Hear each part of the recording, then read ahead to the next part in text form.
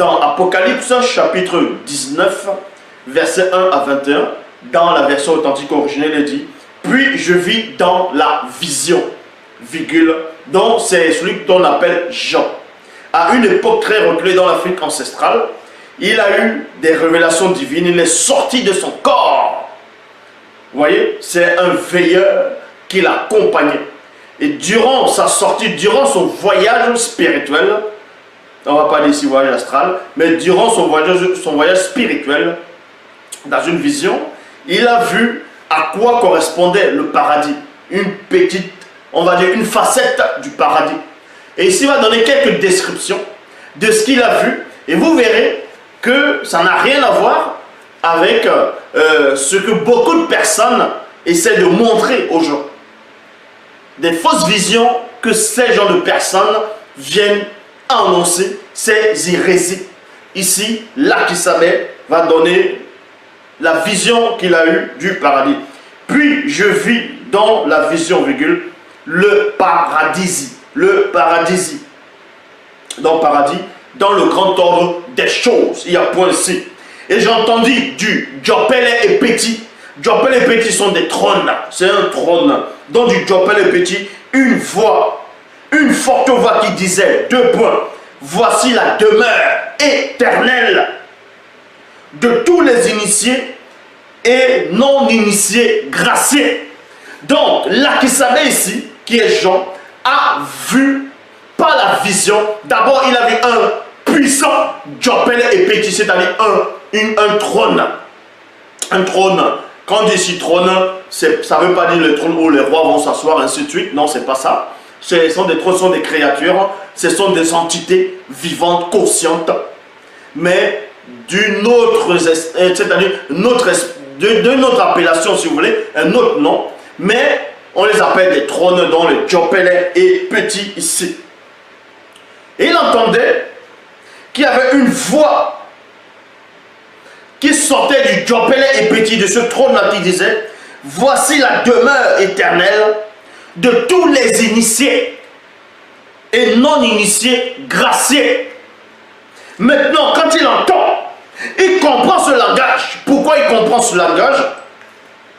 Tout simplement parce que d'abord il était en esprit. Et il avait maintenant le mundi. Il était aussi accompagné par un veilleur. Donc le verbe a permis qu'il puisse comprendre ces choses parce que c'était réservé aux initiés. Et dans la suite, on vous dit, ainsi que toute l'animalité est forme de vie connue, puis graciée et transformée, qui fut jadis visible. Il y a un point ici. Ils seront en présence de Djokisame et du deuxième ainsi que des entités. Point. Il n'y aura plus d'œil. Il n'y aura plus ni deuil, ni cri, ni douleur, ni mauvaises actions, ni mauvaises pensées, ni péché, car les premières choses auront disparu.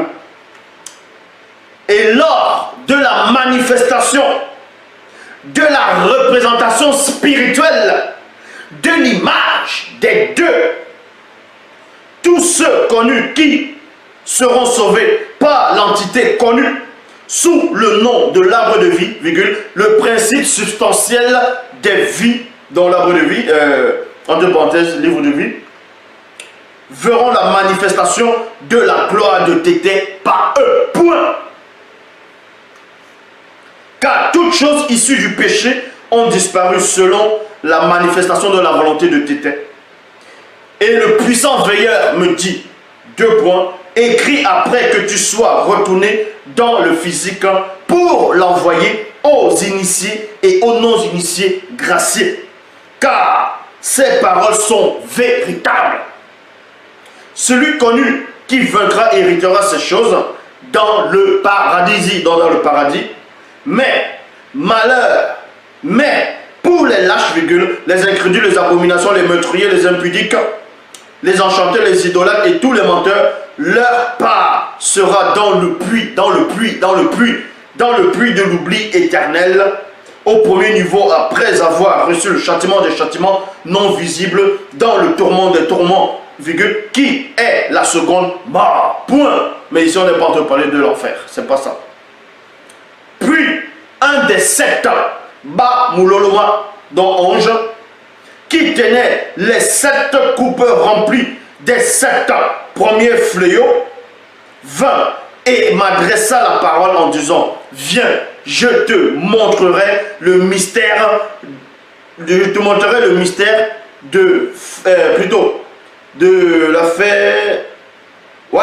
la face révélée du paradis. De la face révélée du paradis plutôt. Donc, viens, je te montrerai le mystère de la face révélée du paradis, du paradis. Donc, avant déjà que Jean puisse donner la description du paradis, il fallait d'abord qu'on lui dise, il fallait d'abord qu'on le montre, il fallait d'abord qu'on l'initie, il fallait d'abord qu'on l'intronise dans la connaissance, dans le savoir de ceux qui pourront être admis dans le paradis, ou ceux qui ne pourront pas y pénétrer. Il a fallu qu'il voie d'abord toutes ces choses, on va dire ce sont des préliminaires, et maintenant, il va voir maintenant la face, le mystère de la face révélée du paradis, dans le mystère de la face révélée du paradis. Et le puissant